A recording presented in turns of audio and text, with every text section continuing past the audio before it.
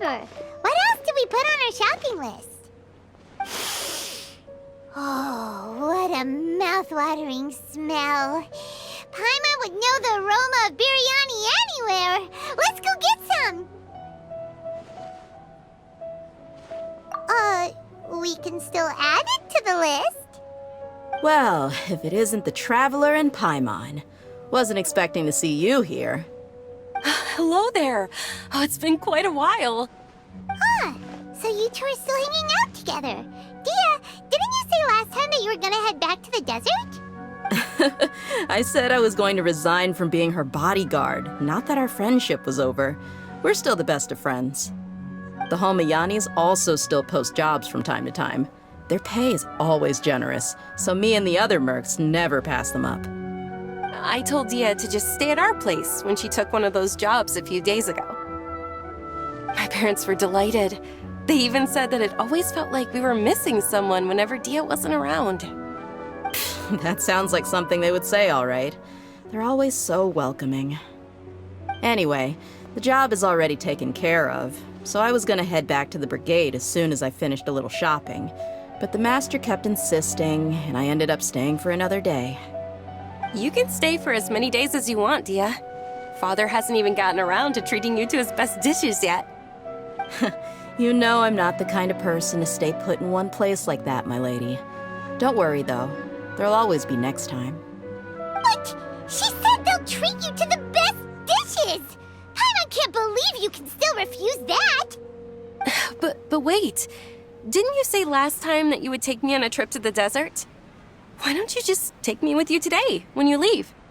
There are so many places I still haven't visited yet. I'm sorry, my lady, but no can do.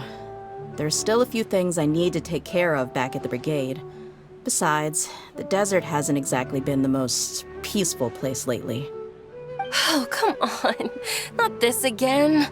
That's also what you said last time and the time before that. I know, I'm sorry. Just give me some more time, and I promise I'll plan the best trip ever for you. All right, fine. To be perfectly honest, it's not that I wanted to go, it's more like I feel like something is off about you lately. Ever since you first set foot on the estate a few days ago, you've been acting anxious and even paranoid. Have you been delaying our trip because you've run into some kind of trouble? Nah, are you kidding? You're worrying too much. Would you swear on that? Friends shouldn't lie to each other, you know. I wouldn't pry any further if you're willing to swear on what you just said. But if something really is bothering you, then just tell me. You know I'll help you however I can. Oh, looks like Junior's was onto something. You're too perceptive, my lady. Seems I can't hide anything from you. I just thought that nothing good could come out of telling you about the messy happenings of mercenaries. Knowing too much only leads to more trouble. Mercenary life is a dog-eat-dog world where Mora reigns supreme. Everything operates on a completely different set of rules. That doesn't change anything about what I just said, though. We're still friends, and I can only support you if I understand what's bothering you. My lady, you're not gonna stop until you drag it out of me, are ya? All right, I'll share what I know. Let's go somewhere else first. This isn't exactly the best place for a discussion. Okay, let's talk here. Just try not to draw any extra attention. As you may already know, the Eremites have both a lot of mercenaries and a complex organizational structure. Many mercs are no different than me, just going around looking for jobs to earn some mora. My brigade is called the Blazing Beasts. We're not a large group, but every member is loyal and brave. However, not all Eremite brigades are like mine. Some are willing to cross all kinds of lines for the sake of mora. The most notorious is a faction known as Deshret's Relics. Deshret's Relics? Judging from the name, they must really look up to... Yep, you got it. I've heard that you've already crossed paths with Ain al-Akmar. They're one of the groups under the Relic's banner. Oh, you mean the group that tried to sell us the Divine Knowledge Capsule. Yeah, they weren't friendly at all. Deshret's relics is composed of many smaller brigades like Ain al-Ahmar. The relic's headquarters issues orders to all brigades under his control. On any other day, I would want nothing to do with them. Unfortunately, though, the brigade that's stirring up trouble now is none other than Dakan al-Ahmar. Dakan? I think it means beard or something. Believe me, it's a really stupid name. I found it insufferable for years. Anyway, the real issue is that Dakan al-Ahmar is led by my father, Kusela. Say what now? I think I'm starting to understand your anxiety now. But what did they do? I won't go into details, my lady, but they've been involved in a lot of violent incidents. We're talking hundreds. Hundreds? Yep. The scenes tend to be quite gruesome, too. They strip the victims of all their valuables before murdering them. Not only have they targeted merchant caravans and ordinary citizens, but other mercenary brigades as well. That's beyond terrible. They won't even spare their own kind. I don't know how Deshret's relic sees it. All I do know is that Dakan al-Ahmar has become more and more aggressive over the last few years. If I don't do something about them, then even my brigade or the people of Aru village could become their next target. I just wish I knew what's driven him to do this. Yeah. How can your father do such terrible things? I don't know. People change. He's always been pretty pathetic. But at least in the past, there were still a few lines that he wouldn't cross. That's setting the bar pretty low. I mean, if he was even remotely decent, then why would I have to leave the brigade and cut all ties with him? He was loud and foolish, with no real sense of purpose. Instead of doing anything useful, he spent most of his time drinking and chasing after women. Of course, the other brigade members were just like him. Their ruckus would go on night after night. Sounds like a nightmare. What about your mother? Did she ever step in to stop them? Unfortunately, I never knew my mother. I'm sorry, Dehya. I didn't know. It's all right, my lady. That's pretty common in mercenary circles. Didn't I mention that my father was chasing after women? I was the result of one of those encounters with some random person. He told me that he wasn't sure who my mother was. And in any case, she never came to see me. He'd say, "You'll be fine as long as you remember to stick with Dad." But even then, he left most of the parenting to the brigade.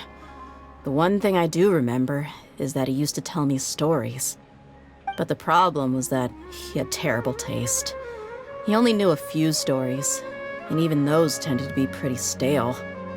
They were tales of desert warriors defeating dragons in the forest, or stories of mercenaries rescuing princesses from rebel armies.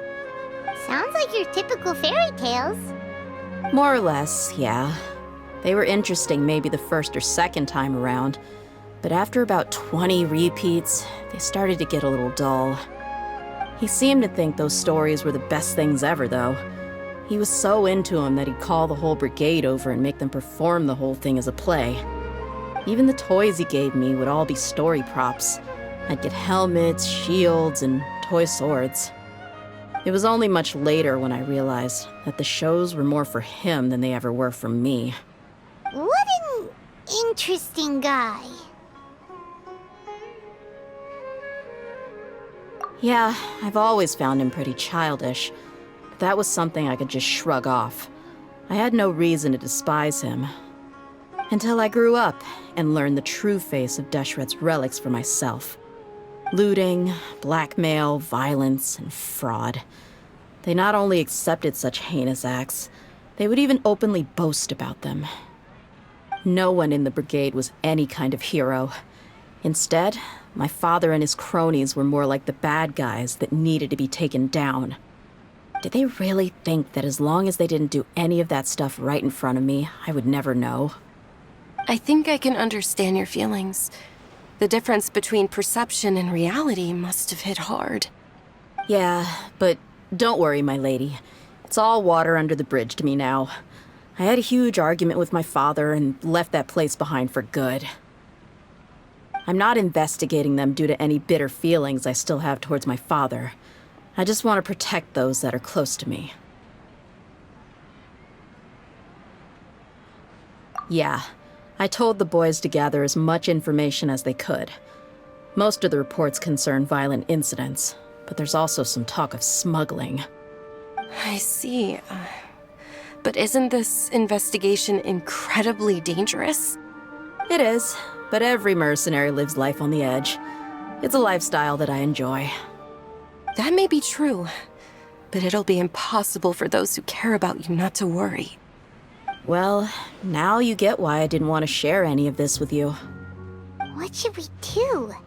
They both have valid concerns. Huh? But there's no need for you to get caught up in this mess, too. Well, he's super tough, so if he went into the desert with you, then Paimon bets the problem will be solved in no time. I'm inclined to agree. I'd feel a lot more at ease if you took him along to help. I'll wait for news from you in the city until then. Please, stay safe. I'm honored that you care so much for me, my lady. All right, then let's get moving. Our first stop will be Caravan Rebot, where we can catch up a bit with my fellow mercs.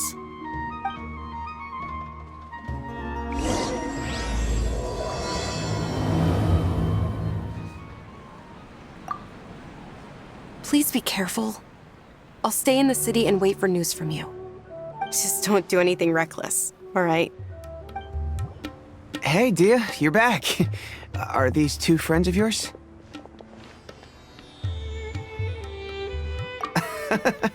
Likewise.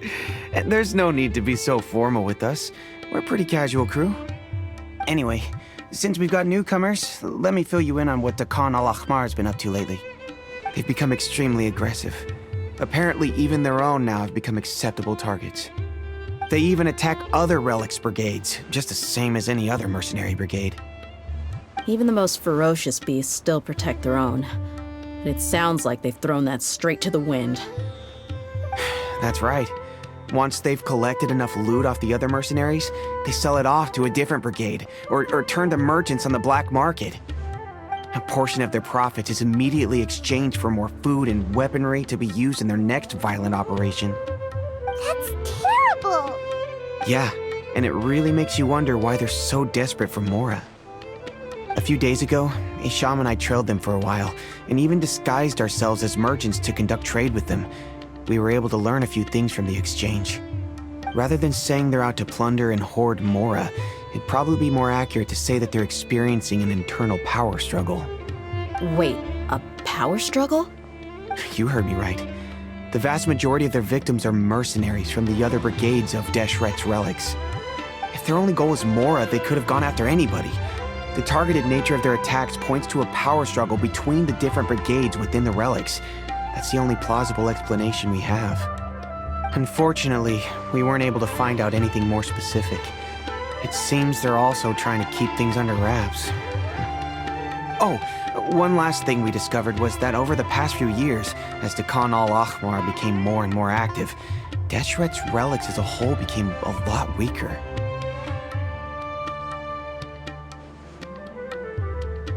It sounds mighty strange to me, too. Haroon, you can leave the rest of the investigation to us.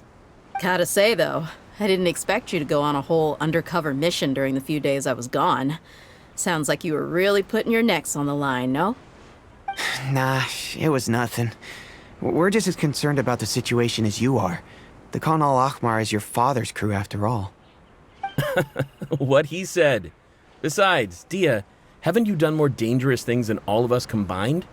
What we did is nothing compared to your experiences. Yeah. And while they went to talk with Dakan al-Ahmar, I took a look at the last camp they attacked. Any survivors of the attack were already long gone. There was nothing of value left in the camp. Ah, Hisham and Khalaf. You're here too. We rushed over as soon as we saw you come into Caravan Rebot. Although this new friend of yours looks a little green behind the ears, I'm sensing a special vibe from him. Now that we know you'll have a capable partner with you, we can also rest easy. Hey, what about Feel anything special? Oh, you're also planning to tag along with them? Of course! Paimon is the traveler's most important guide. Wherever he goes, Paimon will follow. Oh. In that case, then you'd better take care of her too, Dehya. Don't underestimate Paimon! Don't worry about her. She may look tiny and helpless, but she's been through just as many battles as the traveler here. Even if she had only survived on sheer luck, then that alone would still make her quite formidable. I had no idea. I guess I shouldn't judge by appearances. Oh, one other thing, Dehya. When you're free, why don't you update the deputy about your upcoming schedule? We held another recruitment event a few days ago, but everyone only came to see the Flame Main. You weren't around at the time, so people were pretty disappointed to only find our crew of rough, unkempt guys. The deputy put a lot of effort into the event, but it was basically for nothing. Only a few people chose to stay, and that really got to him. Sorry to hear that. I'll be sure to bring him some great liquor next time. I left in a hurry and I couldn't make it back in time for the event. Gotta admit, I can understand their disappointment, though. You're our brigade's main selling point, after all. Now, if only the deputy could figure out a way to bring a few more smoking hot members into our ranks. Keep dreaming. Remember the last time I invited a couple gals into the brigade? You all just froze up with your mouths gaping like a bunch of scarecrows. The awkward silence and weird expressions left quite the impression on them. They were originally interested in joining us, but after that, they both told me they were too uncomfortable to stick around. Hey, didn't we agree to never bring that up again? Huh? Wait, are you serious? Why have I never heard about this? I don't think you were part of the brigade yet. Are you kidding me? I missed a once-in-a-lifetime moment like that and you weren't even gonna tell me? All right. We can tell you about it later. Now's not the time. Hey, don't you try to change the subject. You and Hisham get your butts over here and tell me everything right now. Are they always like this? More or less. There aren't many rules or graces when it comes to mercenaries. We're used to just speaking our minds. If someone starts getting under your skin, you just yell right back at them. And if that doesn't put an end to it, then you just challenge them to a fight. But we also don't tend to take many things too seriously. Being direct and getting it all out of your system as soon as things come up is better than keeping everything bottled up, never talking about it. That's also why I never spare their feelings when I talk to them. If I want to laugh, I'll laugh. If I'm angry, then I'll unload on them. It's hard to stop once you get used to it. Though, I can never do that when I'm with the Homiyanis. Hey, knuckleheads! Can you at least tell me the rest of the intel before you go back to your bickering? Yeah, you hear her, Holloff? Told you we gotta focus on the investigation first. I drew up a map. Right here is the spot. There you'll find the merchant caravan responsible for getting rid of Dakan al-Akhmar's looted goods. All you gotta do is wait and ambush them in the evening. They'll have no idea what hit them. Perfect. Thanks for that. Be sure to pass my regards to everyone else in the brigade as well. Will do. You stay safe, Dehya. Now, like I said, the two ladies Dehya brought with her were also like super mercs. I'm talking same level as Flame Main here. Oh, you should have seen it. The aura of the two of them when they were standing together, it was incredible. I was just at a loss for words, that's all. Ah, so pathetic. Hey! Shut up! This should be the place. Let's find a spot to hide and bide our time.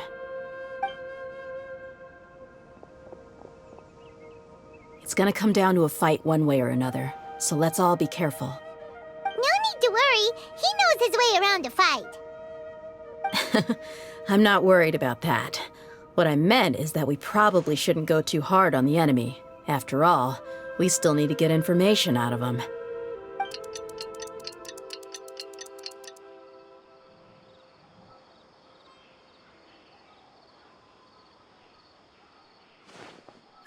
Here they come. You ready? Let's not give them a chance to react and end this quickly.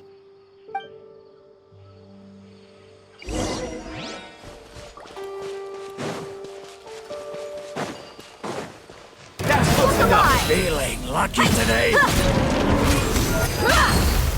Love the jungle!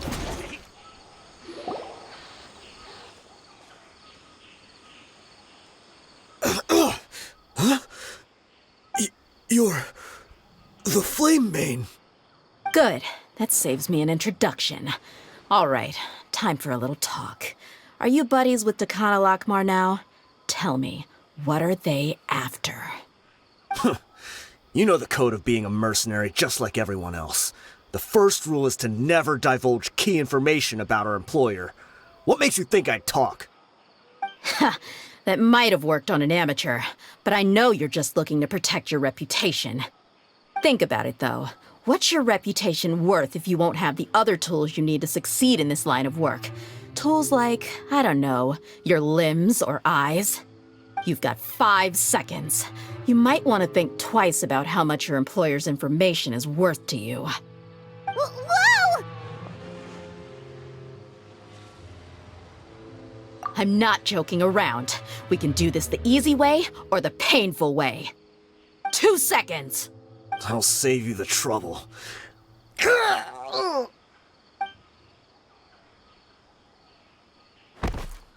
Huh?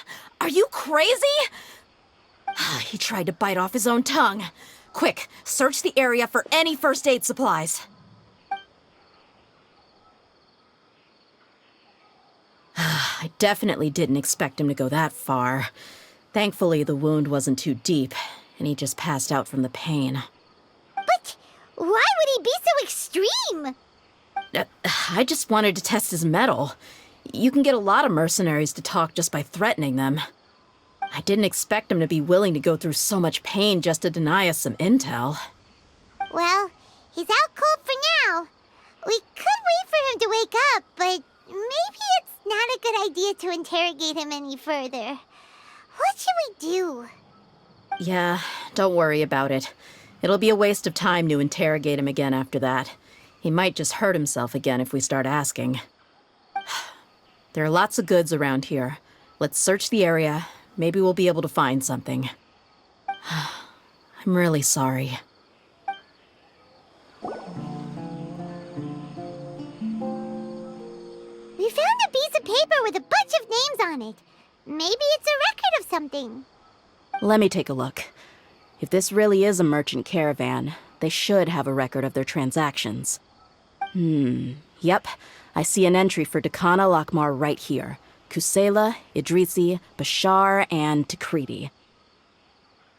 All familiar names. Dakana Lakmar has been trading for a hefty supply of food, weapons, and medicine. It seems that in the past, they used to receive some canned knowledge as well.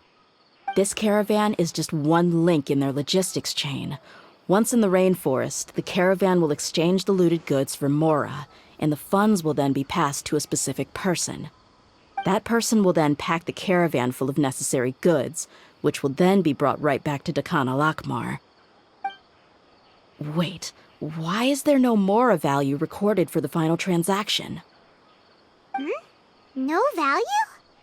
Yeah, every transaction before the last one was marked with an exact amount of mora, but the final one, where they paid for everything to be brought back to the desert, was simply marked as delivered. Perhaps. But they couldn't have known how much they would make off selling the loot. Do they not care about profit margins at all? Anyway, the next part's the records of the goods themselves. There are a lot of entries. Everything was probably sourced from the rainforest. Huh? What's wrong? Shazamon Homayani? Homayani? You mean Dunyarzad's family? Could it just be another family with the same last name? I'd be surprised to find someone with the exact same first and last name. Shazamon Homayani is Dunyarzad's father, and the head of the Homayani family. Just what the heck is going on here? I'm sorry, you're right. I'll consider what we found and not jump to conclusions just yet. But what this piece of paper confirms is that the Homayani family has been providing goods to Dakana Lakmar. What if the Homayanis have been kept in the dark and don't know they've been trading with Dakan al-Akhmar. That's a possibility, but if that was the case, why is this caravan specifically named Shahzaman as their person of contact? They could have just as easily bought goods such as food and medicine directly from Caravan Ribat or Port Ormos.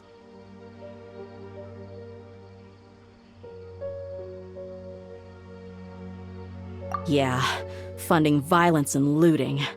The brigade gets the goods, and he is paid the proceeds from the sale of the loot. But why would he do something like this? It's not like the Homianis are in need of money.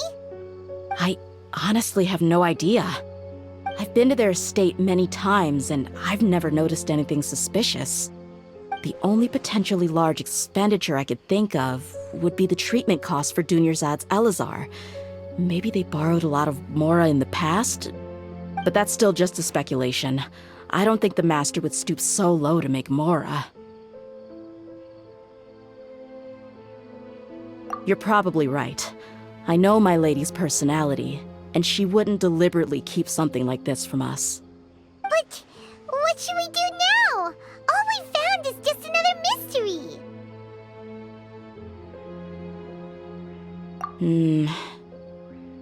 If you ask me, we already have no choice but to confront her about this. I'm not worried. It's too early to make a verdict yet. I still have faith in the Homiyanis. Let's go find my lady again. We'll tell her everything and see if she's willing to lend us her support. If we're lucky, we can not only figure out the mystery of this paper, but also follow the trail of breadcrumbs to the people responsible at Dakan al-Akhmar. Dehya, are you sure this is the best decision? What if instead of getting the help we need, we just end up revealing everything we've discovered to the enemy? I've considered that possibility. But even still, I want to tell her what we found. I think I owe her that much. True friendship is built on trust. She showed genuine concern for me when we first brought up the topic. I can't repay her kindness with doubt and suspicion. That's not how I deal with people. You're right. Paimon wants to trust Dunyarzad too. Yeah. Let's pay another visit to Sumeru City. We're back, my lady. Oh, you're back a lot sooner than I expected. You mustn't have run into any trouble then. Well, how did it go? What did you come up with?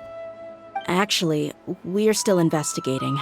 It's just that we've discovered something strange. I see. The clues you found have led you back here, in the city? Something like that. Yeah. You all look a little dispirited. Whatever you found must not have been very encouraging after all. Why don't you discuss it with me? Maybe I'll be able to say something to cheer you up? It's okay, my lady. It's not so much about me being upset with my father or anything like that. How should I put this? So something is wrong.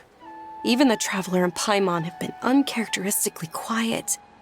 On any other day, Paimon would have already waved to me with a smile and shouted, "Dunyarzad, we're back!"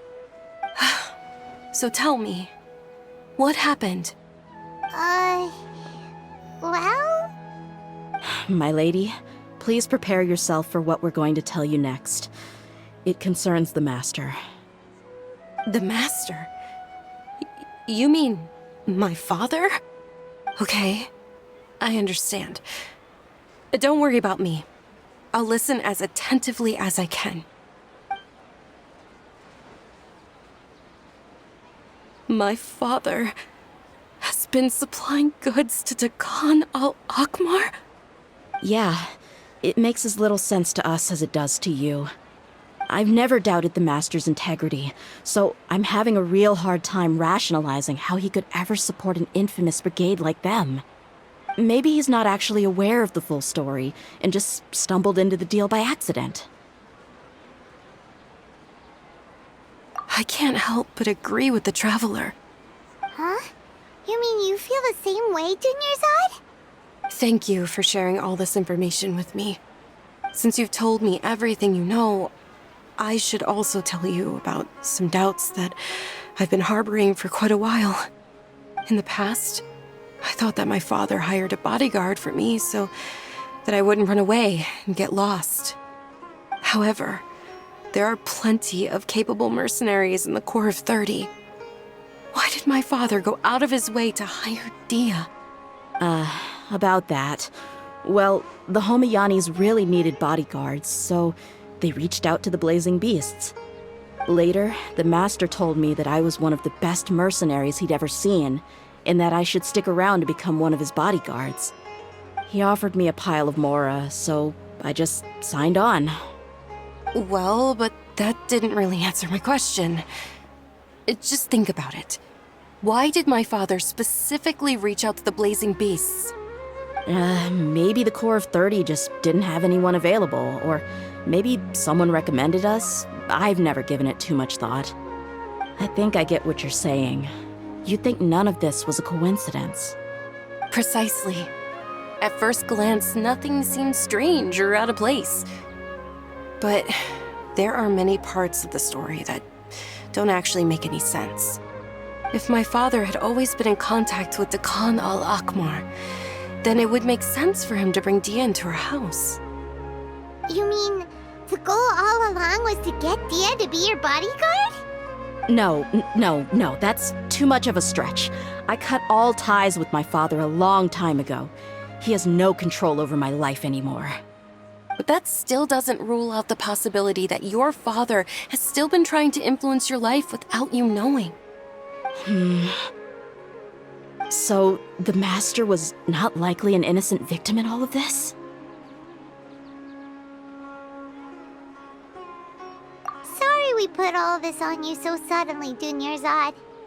It's okay, Paimon. I should actually be thanking you. Regardless of his reasons, if my father has truly been funding a violent group of mercenaries, then it's my duty to bring him back to reason. But is that really the right thing to do?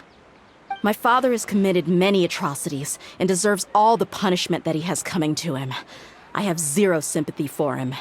You may call me an ungrateful child, but my feelings will remain the same. However, the Homayani family has treated me with nothing but generosity and kindness. If we decide to investigate this further, we could end up implicating the entire Homayani family. I would be biting the hand that's fed me over all these years. Dehya. It's all right, Dehya. If anyone were to ask, you could always just say that I'm the one who instructed you to get to the bottom of this. You don't have to do that, my lady. I'm not conflicted because I'm afraid of taking responsibility. Besides, you're the one we should all be worried about right now. Hey! It's still too early to give up hope! What was the thing about friendship again? Right, yeah, trust! You said that yourself, Dehya! Besides, there's no point on getting all riled up before we've confirmed all the facts!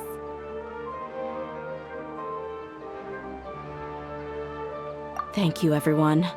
That makes a lot of sense. I guess I should always remember the trust that I've placed in people. In which case, my lady, could you ask the Master to come out and have a chat with us? Sure thing. I also hope he'll be able to give us a logical explanation. Let's meet at the usual place then. Usual place? Ah, right! Thank you for coming, sir. Please allow me to introduce these two. This is the Traveler, and next to him is his travel companion, Paimon. Yes, my daughter has mentioned them from time to time. It's a privilege to finally meet them in person. But we may skip all the pleasantries for now. What is the important matter you wish to discuss with me today? Well, we wanted to bring this transaction record to your attention. There's something on this record that we're all pretty curious about. So, that's what you found? Huh. Seems like I can't keep everything from you much longer. If you wouldn't mind, we'd like an explanation. Well, it's a long and difficult story. And to be perfectly honest, I'm not sure if I'm doing the right thing. What I do know, though, Dehya, is that the truth will bring you no solace. If anything, it will likely cause you a great amount of anguish. Wait, me? Yes, I understand perfectly why you came to see me, and I am touched by your collective commitment to do the right thing. But knowledge always comes at a price, and sometimes, as they say, ignorance is bliss. Your father, Kusela, and I both believed that. Of course, you have the right to seek and learn the truth, but I must warn you. The facts of this matter may reduce everything you've built for yourself into sand, blowing in the wind. If you must proceed, then Kusela's heartfelt efforts will also fade into the wind like a fleeting mirage. His heartfelt efforts? I'm sorry, sir, but I'm not sure I follow. I've made it this far in life without a single drop of my father's support. I have my own ideals and ways of looking at the world, as well as people and causes that I've chosen to cherish and fight for. None of these things have anything to do with him. I came here today to support you as the head of the Homiyani family. No warning will change my stance on that. I understand. Then let me tell you a little story.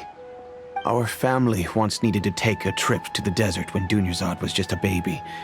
Along the way, we were attacked by bandits. They had superior numbers and quickly overpowered our bodyguards. When all seemed lost, a group of passerby Eremites lent us their support. Those Eremites were Kusela's brigade, Dekan al-Ahmar. Kusela's men told me that the attackers were Eremite mercenaries, just like themselves. I was shocked. Why would Dekan al-Ahmar go so far to save us and not spare the fellow Eremites? Kusela was grinning and walked over to play with baby Dunyarzad. She was startled by his unfamiliar face and nearly started crying. Really? I never knew. He said that he had no particular reason to help us. He just took pity on us because he had a daughter about the same age. We started talking about our children, and I sensed that he was a devoted father. To repay his kindness, I hired his brigade to help out at our estate for a time, and offered everyone generous remuneration. So, that's what happened. It was many years before I saw him again. I almost didn't recognize him the next time he came knocking on my door. The man I knew to be strong and healthy had been reduced to a shell of himself. He couldn't even walk anymore without his cane. So, what happened to him? He was perfectly fine when I left the brigade. I'm not too sure myself.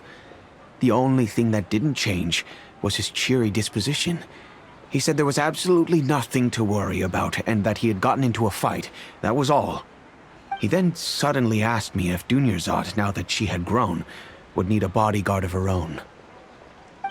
At the time, Dunyarzad was going through a particularly severe bout of her Elazar. There was no need for her to have a bodyguard when she could barely leave the house. But he kept coming back to the topic. Come on, it never hurts to be safe. How do you know a bodyguard won't come in handy one day? I was completely lost at first, until he recommended the Blazing Beasts, and in particular, a mercenary named Dehya. So he was the one who recommended Dehya to you. Indeed. He didn't say it out loud, but it was clear that he saw Deshret's relics as an evil group who would eventually corrupt every member in their ranks. He was already beyond redemption, but he hoped that he would be able to detach his daughter from the vicious world of mercenary life. If Dehya could stay in my house and keep working as a bodyguard, then gradually her affinity for the desert would decrease, and she'd be able to leave her previous life behind. And that's why you offered her such generous compensation? Yes, but not just because of that. From the moment that he asked me for that favor, I also began to see Dehya as my own daughter. And that's also why I tried to persuade you to stay when you asked for permission to leave. I was willing to spend however much it took. Kusela saved my daughter and me all those years ago in the desert. I could never refuse him entrusting his daughter to me. He was always like that, acting like he's oh so smart and self-righteous. Kusela said that he'd reimburse me for a portion of Dehya's fees. I refused to take any mora from him, but he'd always send me funds anyway. Eventually, I just accepted them as a token of his gratitude.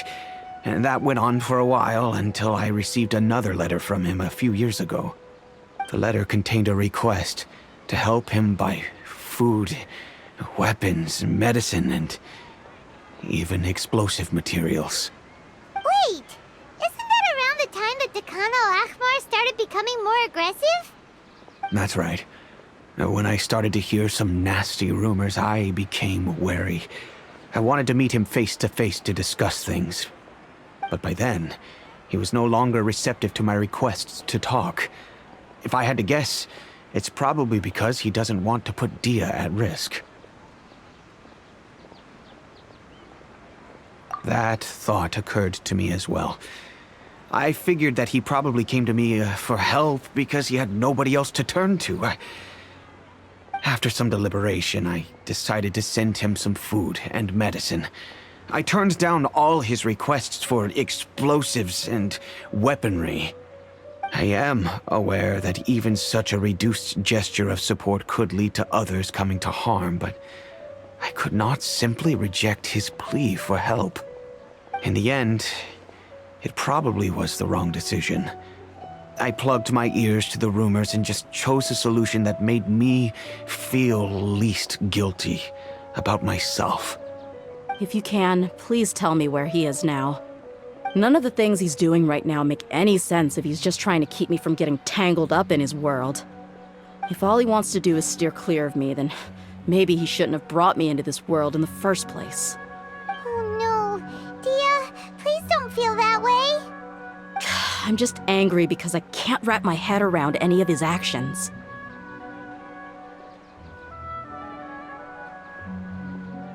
I don't know. I really don't know. I don't think I can do it. But I guess you do have a point. We haven't uncovered the whole truth yet. We still need to figure out his exact actions and reasoning for these last few years. I'll do my best to help. Of course, anything between the two of you would need to be resolved between you and him alone. I don't know Kusela's exact whereabouts. Outside of supplying his brigade with some goods, I tried my best to avoid getting involved any further with him. However, there's a man on the list named Jawed. He used to be a mercenary in the desert and is now a member of the Corps of 30. He's responsible for supplying weapons and liaising with the Dakan al-Ahmar's merchant caravan. I think he should know Kusela's whereabouts. I've heard that he likes to have a few drinks alone and enjoy the cool wind at night outside the tavern. Maybe you'll be able to find him there. Understood. Thank you, sir.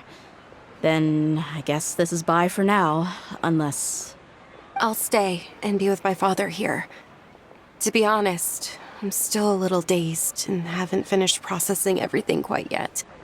My father has indeed done something wrong, but if I think about it, I'm also not sure if there was a right way to handle this problem.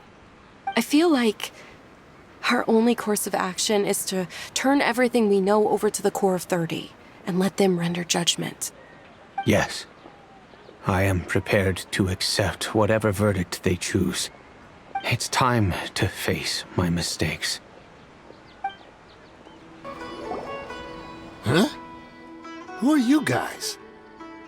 I know what you've been up to. Smuggling weapons to violent brigades in the desert while working for the Corps. Pretty bold, if you ask me. Shh. Keep your voice down. How do you know all that? Come with me. We should take this elsewhere. I'll be happy to talk things over once we're somewhere private.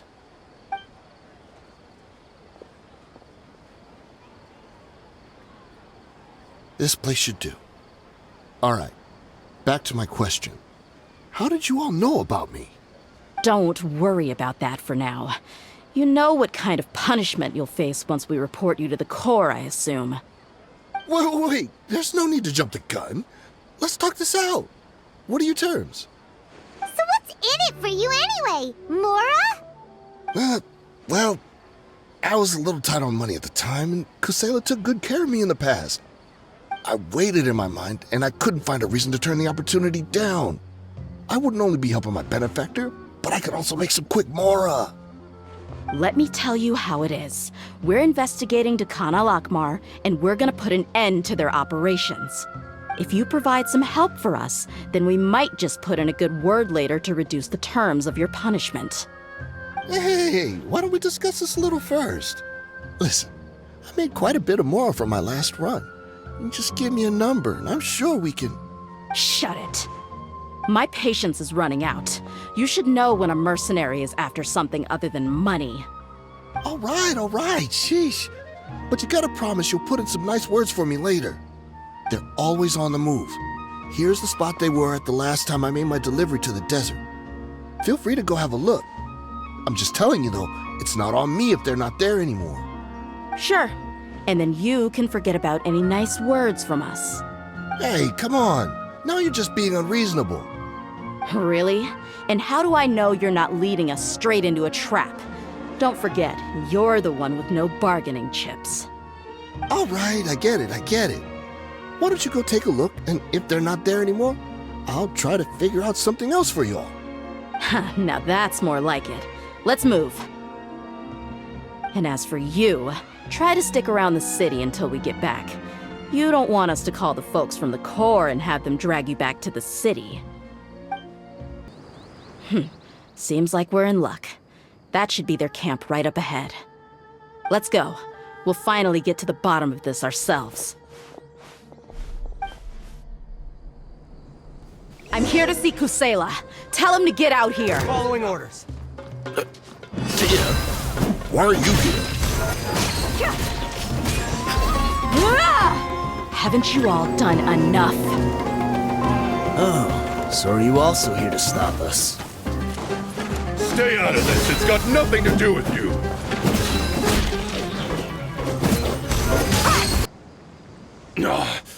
She's so strong.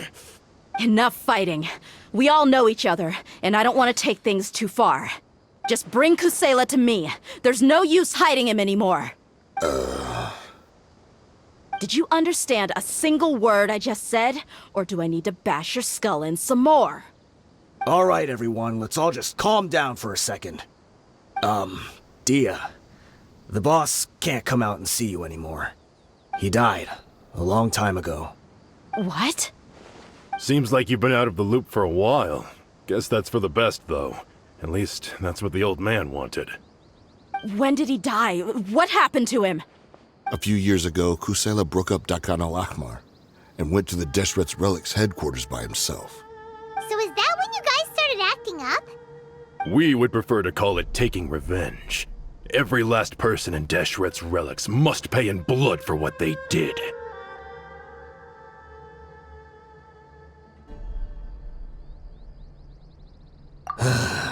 Let me start from the beginning. Dehya, do you know how the head of the relics maintained order internally? Overwhelming strength and unquestionable authority? Those were a part of it, yes. But just those on their own weren't enough. They had another tool at their disposal. They called it a person's record. Regardless of whether they joined by their own will or were coerced, every person in Deshret's Relics was forced to leave a record of themselves at headquarters.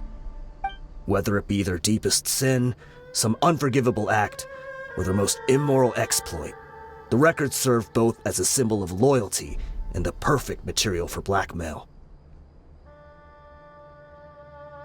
That's precisely it. Every one of us have a record. Me, Bashar, Tikriti, and all the boys who grew up with Dehya and ended up joining our ranks. But you, Dehya, you were never asked to provide a record, were you? I never even knew this was a requirement. You were probably the only person in all of Deshret's Relics who didn't know about it. Ever since you were born, Boss had been trying to shield you from this organization's sinister rules. Not only that, but he also banned all of us from committing any nefarious acts. He said he'd take care of the dues we had to pay regularly to headquarters.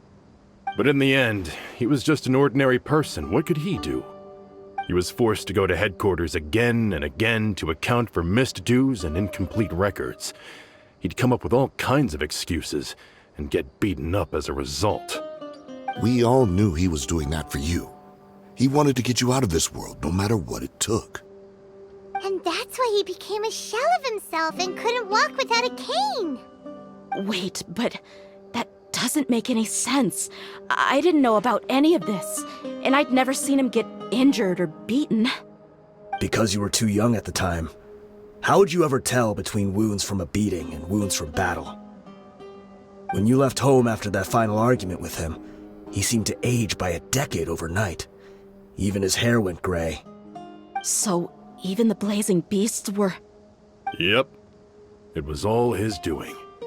Had he not arranged them to come to you, you probably would have been reduced to a pulp before you ever left the desert.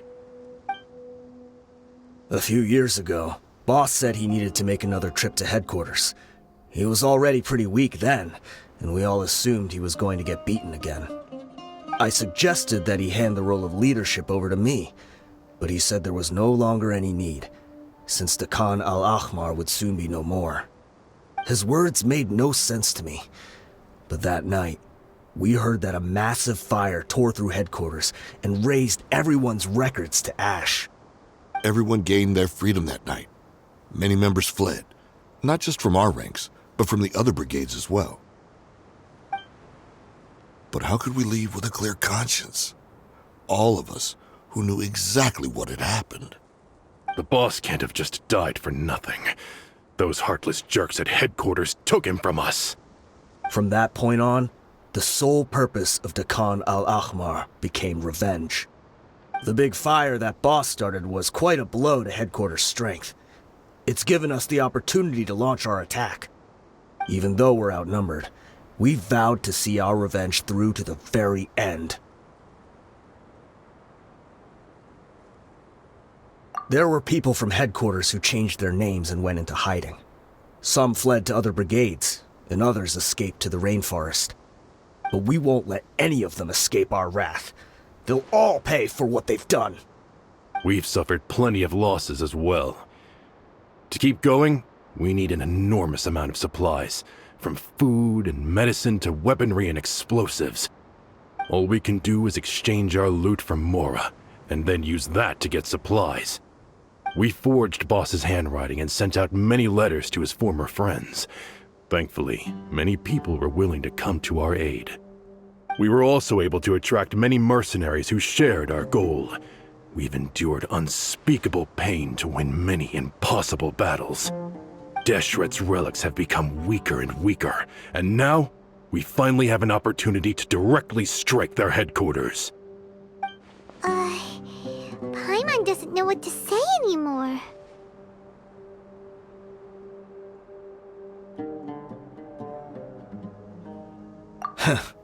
We do know right from wrong, but we were sinners from the very beginning. We do not deserve the freedom that the boss won for us with his life. Boss always loved his old-fashioned hero stories. Those tales about sacrificing yourself to save the world. We used to always laugh at him for it. But in the end, he really went and lived those stories out himself. As for me, I never considered myself a hero. We're all the lowest of the low. We have no right to even imagine such an existence. But maybe those hero stories he liked foreshadowed everything that was to come. The spirit of the hero touched all those he had saved, and more people joined his cause. Maybe we were all just acting along with the play in the beginning. But as we acted the parts and recited the lines, we were drawn in. And now, we want to see the story through to the end. I'm sorry, Dehya. I know you always found us insufferable ever since you were young. Just think of this as a madman ranting. I'll go with you. Huh? Dehya? You wanna go with them? I grew up with these guys, and I know they're not bad people. It's just that some situations get so bad that it's difficult to tell good from evil. All I know is that Deshret's relics must be destroyed. Furthermore, I want to go see the place for myself. I want to know if my father is still there. I know you don't want to get involved in this, so there's no need for you to tag along. I can do this on my own. Yeah, Paimon feels like we'd only regret it if we don't see this through to the end. Thank you. We'll be a lot stronger together with you. I bet Boss would lose his mind if he ever knew you'd join us at the very last moment like this. Considering all the losses and injuries we sustained, we can't afford to turn down someone as powerful as you. He can think whatever he wants. But the fact is, I owe him this much. Is this the entrance? We sure didn't run into much trouble on the way here. Should be. I don't think they have enough manpower left to post guards and defend their perimeters.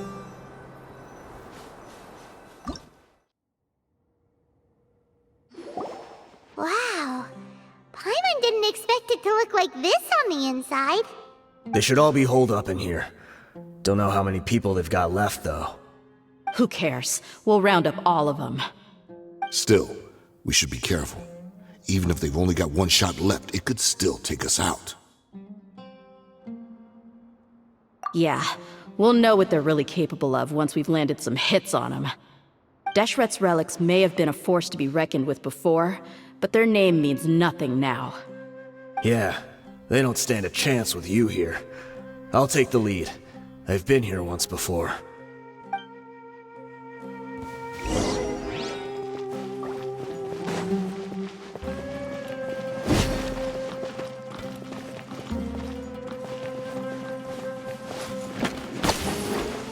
You are not welcome here. Take that!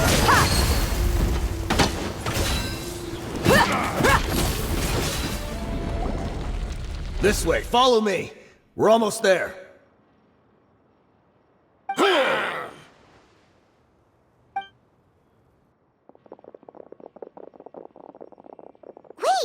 They went charging ahead without checking for any traps!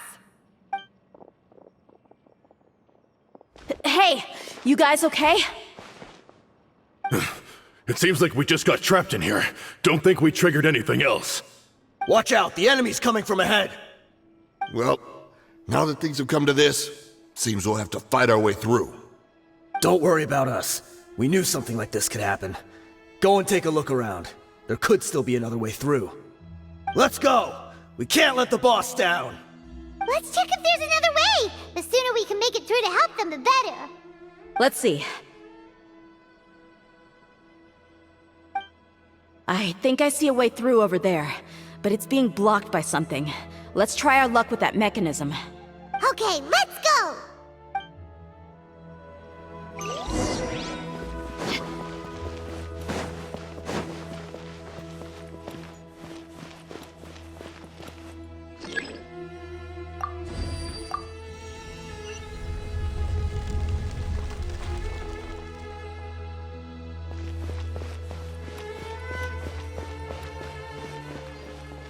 Another mechanism like the one before, but this one's being blocked off in the middle.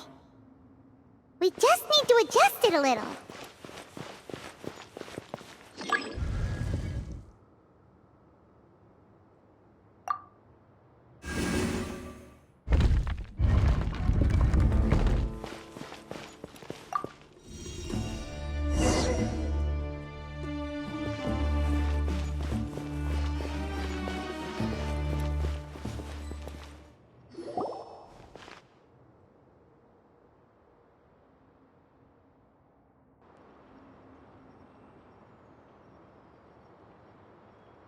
I wasn't expecting anyone to make it through from the other side. But as a desert dweller, I suppose we should be used to our folks defying all expectations. Don't waste your breath. You have nowhere to run. Run? Had I wanted to run, I would have fled 1,000 times already. I witnessed the golden age of Deshret's relics. Even if I could leave this place behind, all that awaits me now are endless days of humiliation and ruin. Even now, my brothers and I still believe in one thing. The greatest should never live to remember their fall. So you want to go out in a blaze of glory? Let us draw our weapons! We will show them the true power King Deshret bestowed upon his followers. They are but two, while we hold within ourselves the entirety of the relic's glory. Wave 1, charge! Eliminate them! Orders. That's close enough. Don't think that you've won. We're just getting started.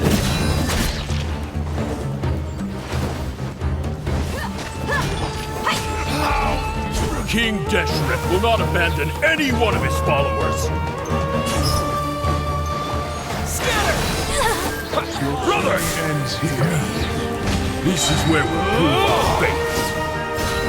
Do you all just want to die? None of us plan to leave this place alive!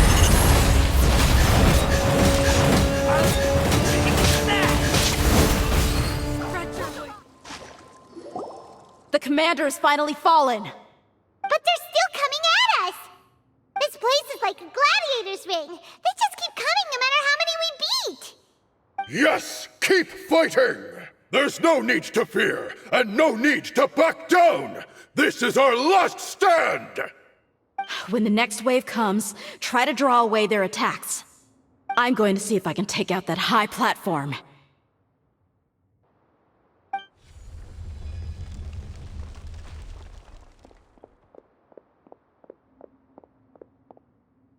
Get out of my way! Come and face me, Michel! So they've broken through the front as well. Apologies, Lord Michal. They fight like absolute madmen! No matter how much we throw at them, they just keep coming for more!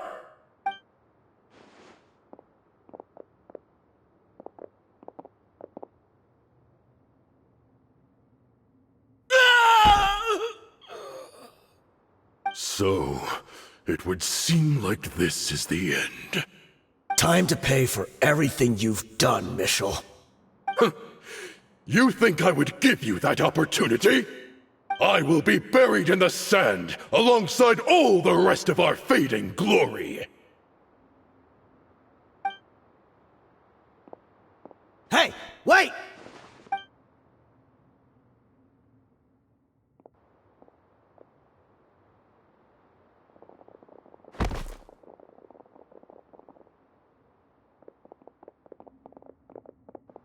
We were too late.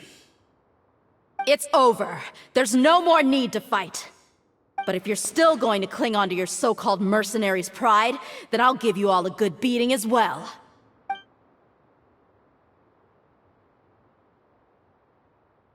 Hey, Dehya! I found the mechanism. I'll get you all back up here right away. Let's go.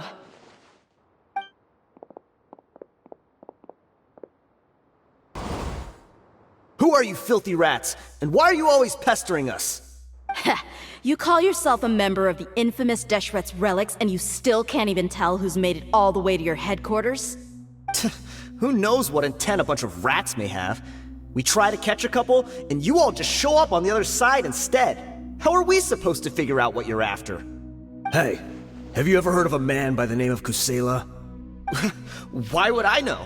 It's not like I'm in charge or anything. This is your last chance to talk. Hey, I said I don't know anything. I'm just an average member here. I'm telling the truth. If you're here to find someone, why don't you look through the records yourselves?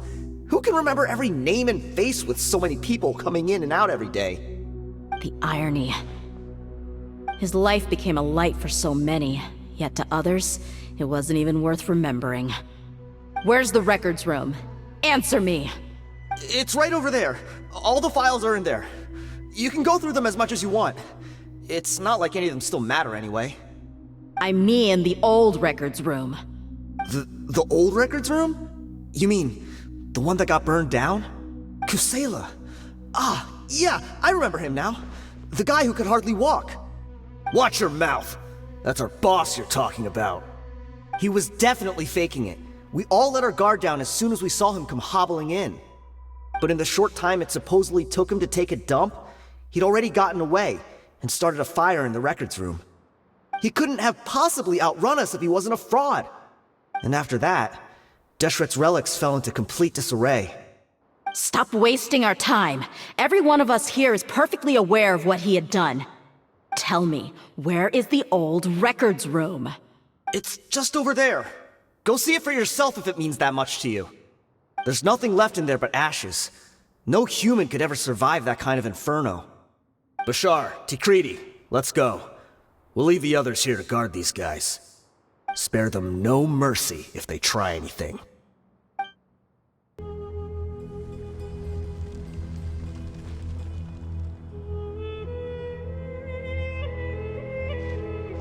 So, this was his final destination.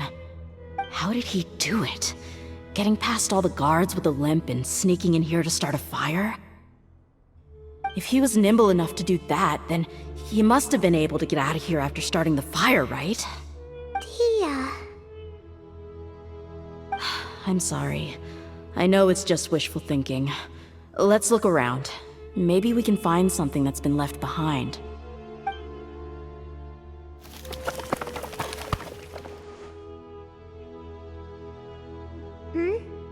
Is this a cane? It must be the one that Dehya's father used. Kusela. Thanks for everything, boss. We're fortunate to somehow find that cane after that fire. Let's split up and look around some more. What if something else has been left behind? But what else could survive a fire like that? Huh?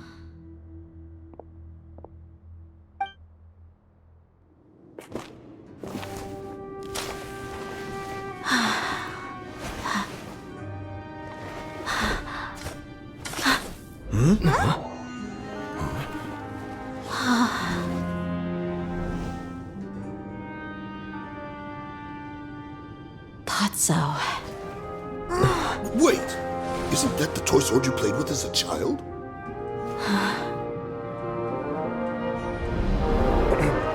The dragon is no more, for Princess Dehya has slain it. Its head now hangs above the city gates. Her bravery has brought eternal peace and prosperity to us all. Dehya, come on. This is the most important line. You can do it. But Dehya, you defeated the dragon. Everyone's waiting for your speech. Still too shy, huh? All right, I'll do it. I hereby proclaim our victory. Evil shall plague us no more.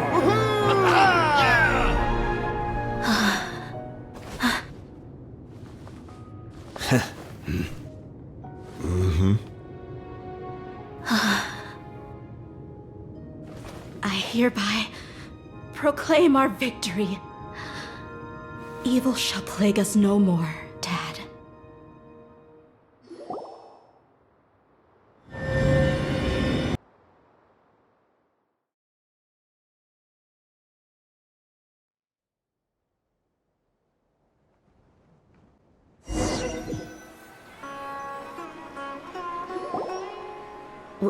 What's this? Don't you remember? You asked Paimon what she would do if she were to wake up tomorrow with loads of money. And Paimon said that she would get boatloads of tasty snacks. You looked super confused at the time, but said it was an adorable thing to say. These opportunities don't come by often. So today, Paimon's gonna treat you to a special crash course on Paimon's life philosophy. Hey, this way you get something from the both of us for the price of one. Anyway, the point is that you should eat to your heart's content.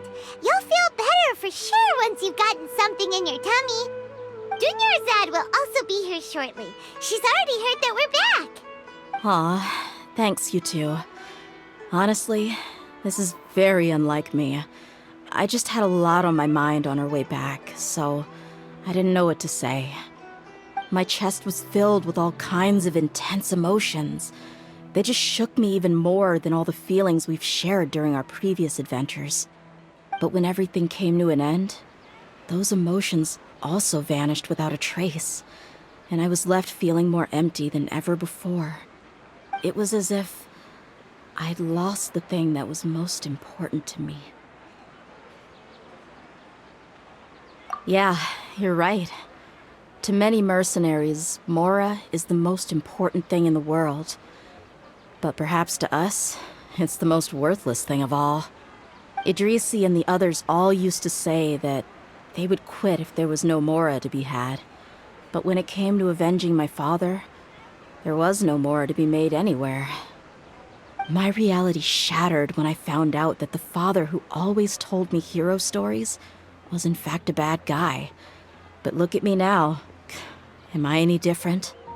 Despite all my promises about never forgiving him and never trying to understand him, I still went to such lengths to find out the truth, and nearly even shed tears for his sake. We're hypocrites, all of us. Yeah, you're right. It's just a pity that we often only recognize our true feelings after it's already too late. You're back! Are all of you all right? Ah, there she is. Yeah. Many people from the Corps of 30 came over, and I just wrapped up everything with my dad. All I can do now is wait for their verdict. Huh? Dehya, you're looking quite down again. Paimon will explain. A lot happened while we were gone. I'm sorry. I really should have controlled my emotions better. I just... It's all right, my lady. You were hurt by all of this as well. Truth be told, I'm starting to feel a little guilty watching you cry like this. But Dehya, your pain must be even worse. You shouldn't need to comfort me. Hey, don't worry about me. If anything, this whole thing has finally shown me the difference between illusion and reality. My father probably thought that people could settle into new lives as long as they moved to a new environment. That thought has even crossed my mind a few times. It's like saying, what's wrong with adapting to a new life? However, there was always something deep within my mind that refused to accept it. This impulse brought me great turmoil, and even made me feel ashamed for turning my back on your father's kindness. But now that I consider it again, it all makes sense. The desert sands are a part of who I am, and I will never be able to lead a peaceful existence. I understand how you feel. That doesn't mean I won't be making any changes to my life, though. As an example, I'm now thinking about taking on some small odd jobs. It's just like Idrisi said. I also want to catch up to my father and become a character in his play. Even if the ending of the story may be childish and ridiculous, it won't Isn't that neat, though? Oh, you'll be a whole new kind of mercenary, one that's not out for Mora. Why don't we go for a change of scenery once we finish eating? What about stopping by the Grand Bazaar again? Right. You said you wanted to get a rug for your family. We'll come along too. I can't thank you enough for taking care of me this entire time. Oh, this rug here is quite something. The craftsmanship is exquisite, and the fabric is also of high quality. Ah, here you are. Finally, I found you. Hey! Aren't you that mercenary who bit his tongue? You can still talk? Wait, are you here to take revenge on us? What are you talking about? Do I look like I could take you all to a fight? I just came here to give you something. I'll be on my way to give myself up to the Corps after this. Once I woke up, I hurried to the Khan al-Ahmar's camp, hoping to alert them to your presence. But when I got there, I found no one except the members who were still too injured to move. Ah, so you probably got there after us. Yeah, they told me that they had exacted their revenge, and everyone had turned themselves in to the authorities. Even that last camp was not going to last for much longer. I had joined the cause to repay an old favor from Kusela. Now that everyone's already turned themselves in, I might as well do the same. One of the injured members gave this box to me, and told me that it contained some of the old man's last possessions. Everything left in the camp will get confiscated, so I figured I should get this to you before the court could get their hands on it. Thank you. No worries. We are all just living our own truths. There's no need to comment or judge anyone for it. So this box contains everything that Dia's father left behind. Huh. It feels lighter than expected. Well, back in the day, the first thing he did with any Mora was spend it on things like drinks and meat. But let's see what's inside. What's this? It's just a bunch of junk. It kinda stinks. Perhaps it's just been left unopened for too long.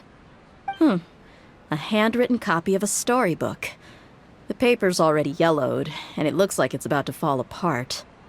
It was against the Academia's rules to possess books for personal use. If he was going to break that rule, he could have at least copied something useful. That probably means this was really important to him. And here are a few bags of children's snacks. The packaging's completely deteriorated. Maybe that's where the smell was coming from. Did he get those for you? Yeah, but here's the thing, though. Even when I was a child, I was never a fan of these kinds of snacks. He'd always say that he got them for me, but in the end, he always ate more than I ever did. Who even leaves snacks in a box like this anyway? Isn't that just common sense? Forget it. Let me see what else is in here. A razor, some buttons, some round iron tiles, a wooden toy puppet, a wool scarf, which from the looks of it probably belonged to a woman, and a hair clip? Why are these things here? I'm suddenly feeling a little scared. I'm sorry, my lady, but this is just the kind of man he was. He probably saw this box as some kind of personal trash heap and dumped any and everything in there. 2 empty liquor bottles. Tell me, you guys, are these the kinds of things that a normal person would leave behind? Huh? There's something in the bottle! Oh, you're right. All right, I got it out. It seems to be a piece of paper with some writing on it. The bottom part's all damaged from moisture, though. Let's hope the writing didn't smudge. I was suddenly seized with an urge to write a letter after finishing this bottle. I just folded it up and left it in the bottle, though. If I end up forgetting about it, it won't really matter. To Dehya. It's a letter for me? It's all right. I'll just read it out. If he went to the trouble of writing a letter, there must have been some important things that he wanted to say. Or at least record down. My condition's becoming worse and worse. Can't even walk without a cane anymore, much less go out and have fun. Guess I don't have many days left. If you're reading this letter, then I suppose I'm already long gone. You were adorable as a baby. Everyone loved you. And regardless of whether you were crying or laughing, everyone enjoyed having you in the group. But once you grew a bit older, you were no longer nearly as happy or cute. It's probably the guy's fault. Can you believe this guy? He can point the finger at himself. Anyway, back to the point. To summarize, I'm writing this so you would know not to feel sad for me, even if you end up finding out the truth. The reason being that I was never your father to begin with. Wait, what? Surely, he must be joking, right?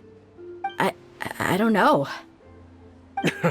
I was quite formidable when I was young, and 100 times cooler than some so-called flame main. Really felt like the whole world was under my feet. With just a teeny tiny bit of effort, I felt I could rule over the entire desert. But as fate would have it, I went out into the desert for a drink one day and discovered a baby in the sands. It was you. You were just lying there, small and helpless. You were so tiny that if the wind blew for just a little while longer, you would have been buried forever. But your cries were so loud they made my head hurt. Now that I think of it, you really were a bundle of energy. Sounds like he's serious. I told Idrisi and the others that I had slipped up with a woman while out and about. None of them even doubted me. I'm sorry that I had to lie to them for so long, but I really had no other choice. I was their most esteemed leader, after all. It's not like I could just tell them that I suddenly wanted to play at being a father. At this rate, I'll puke up all the liquor I just drank from this bottle. Anyway, Dehya, you possess the kind of freedom and kindness that we could only dream of. As far as how you should live your life, that'll be up to you to decide. That's the end of the letter. In the end, he was still thinking of me as a little child. I suppose, or I would have suffocated under the sand a long time ago. He was a good father to you. The fact that he wasn't a blood relative doesn't change that. Yeah. It's just a pity that we had to learn the truth of everything like this. Do you already have some ideas about the decision that he wanted you to make? I do. If he first found me alone in the sands, then I want to try my hand at finding the person who abandoned me. I just have one wish. To tell them a story. That there once existed a childish and foolish jerk with a heart of gold. And that only under his care was I able to grow and mature into the person I am today. If you end up finding any leads, can you share them with us? We go on adventures all the time. Maybe we'll be able to find some information for you. Sure, I appreciate it. I wasn't expecting you to be so enthusiastic. I'll help too. Thank you. All of you. Thank you so much. My life has certainly had its twists and turns, but I've always considered myself lucky. Because no matter where I've gone, I've always been surrounded by incredible kindness.